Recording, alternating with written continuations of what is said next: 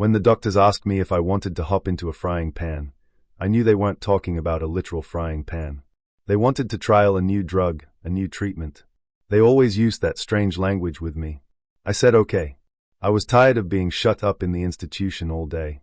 I wanted to leave, even if it meant trusting them. More than that, I'd lost a central piece of myself when I stepped on a landmine 11 years ago, and I needed to know if I could find it again. They assured me the treatment had worked on animals. If I signed the form, I could go home. Home, now, that was just a dream. When I was a kid, I'd wandered away from my mother at a county fair. The noise, the lights, the chaos, it had all blurred together. I begged a cowboy for help, lost, scared, and somehow, that memory still haunted me. Home wasn't just a pleasant thought, it was the possibility of losing it. But now, without that piece of myself, I hoped I could get it back without needing to return to the war zone, the snakes, the traps, the blood. I scrawled my agreement and climbed into the van with the doctor and a driver who somehow resembled a beautiful cow. They wore badges, important faces. We left the city. I hadn't been outside the institution in years, and the buildings and bridges passed in a blur. I couldn't help but notice the balconies. People stood on them, some just staring. I asked the doctor, why don't they jump? They're not missing a piece of themselves, he replied. That made sense. What I was missing, I couldn't say what it was. Maybe I was a painter before the war. Maybe a carpenter. The only thing I was sure of was this deep faith that something, somewhere, watched over me. That God, the one that smiled, still lived.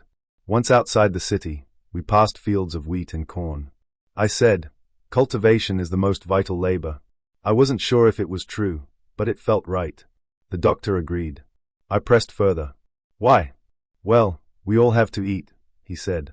I leaned back in my seat, satisfied with the answer, and chewed on a memory from the war.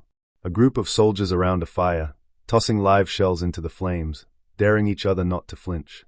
One guy didn't make it. He fractured his jaw, but he got out. He was one of the lucky ones. Some never came back at all. As the van climbed into the mountains, I thought about those who came back without legs, organs, or memories. I couldn't say for sure why I'd volunteered to fight. I'd hoped to protect something, but I didn't know what. The doctor poked my arm. We're almost there. I nodded, ready to find what I'd lost. We arrived at the testing facility, a place that looked like a former ranch, sitting on a sloped hill. I thought I heard an animal. Do you have cows? I asked. It's just the wind, the doctor said.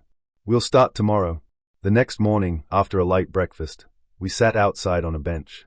The sky was clear, and the sun was warm. That's when the doctor told me the truth. I wasn't honest with you, he said. The animal tests didn't go as well as we hoped. Some of them died. What happened? I asked. Some of them died, he repeated. You could die here, Alexander. Why then? I said, looking at the sky. The sun felt good. Because I want to help you, the doctor said. I want to see you live again. I nodded. That made sense.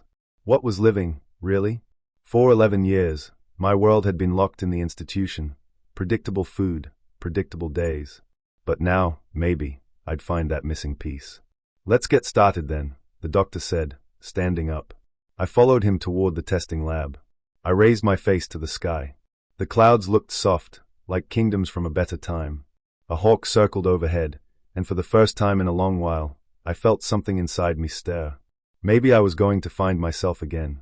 Maybe.